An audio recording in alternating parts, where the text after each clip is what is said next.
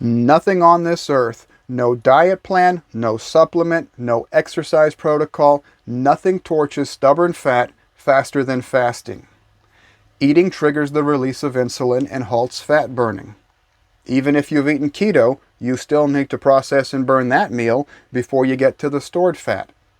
Fasting is the single most effective tool I've found for losing weight, sharpening the mind, and healing the body. If you're trying to turn your life around, this is a great addition to your repertoire. The idea behind intermittent fasting is to give your body time to operate without having food to deal with. We want to give your body time to process and eliminate things you've been consuming and accumulating. Most people have been over-consuming in our modern world of abundant foods and treats. The diseases most people are suffering from are diseases of overconsumption. If you let your body run without food for a little, it will actually begin to cleanse and repair a backlog of things it's been meaning to do, but has always been too busy with digesting and processing food to get to. Think of your body as having two distinct modes. There's an intake storage mode when food and the storage hormone insulin are present. This is when nutrients are flowing into the cells. Most of your body's energy and resources will be directed towards digestion.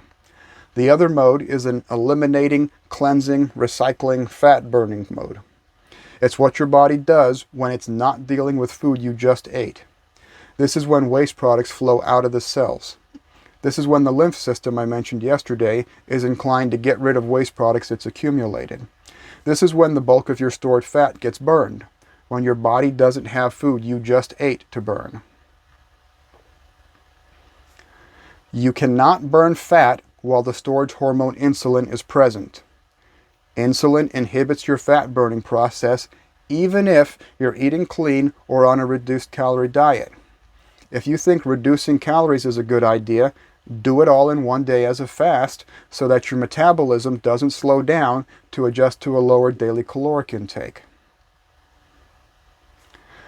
There's something known as the biggest loser phenomenon, which describes what happened to most of the contestants who participated in the TV game show of that name, where overweight contestants competed to see who could lose the most weight.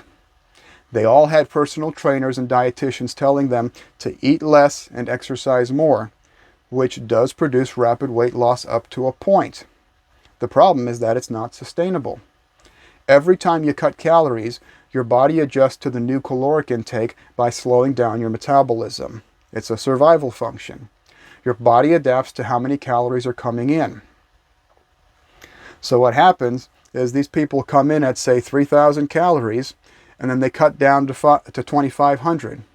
Boom, caloric deficit and weight loss for a few weeks until your metabolism adjusts to your new metabolic rate and becomes 2,500 calories a day.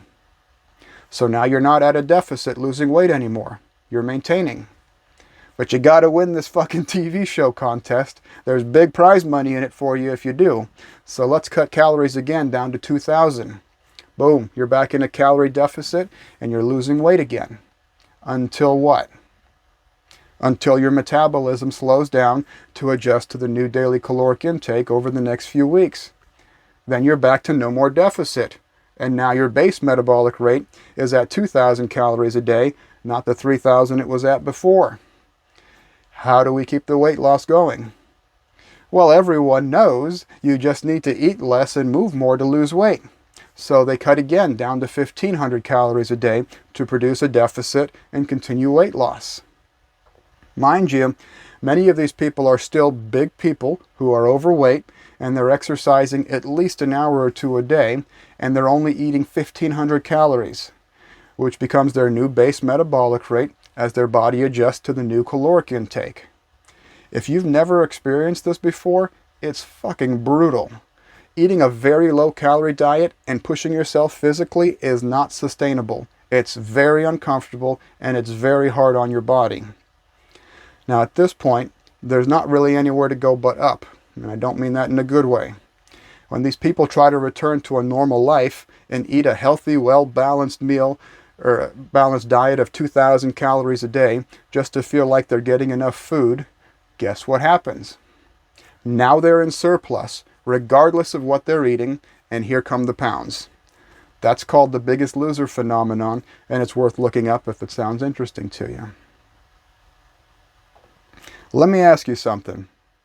Why do you think your body stores fat in the first place? As a survival mechanism, your body stores fat for a time when food is not around. That's when it will let go of the stubborn fat, when you stop eating. That's why the fat was stored in the first place. Fasting changes your body's hormonal state and releases stubborn fat storage. Don't let someone bullshit you into believing your body isn't designed to go without food. The fact that people often carry several weeks or possibly months worth of food around their waist is evolutionary evidence to the contrary. Start slow and ease into it.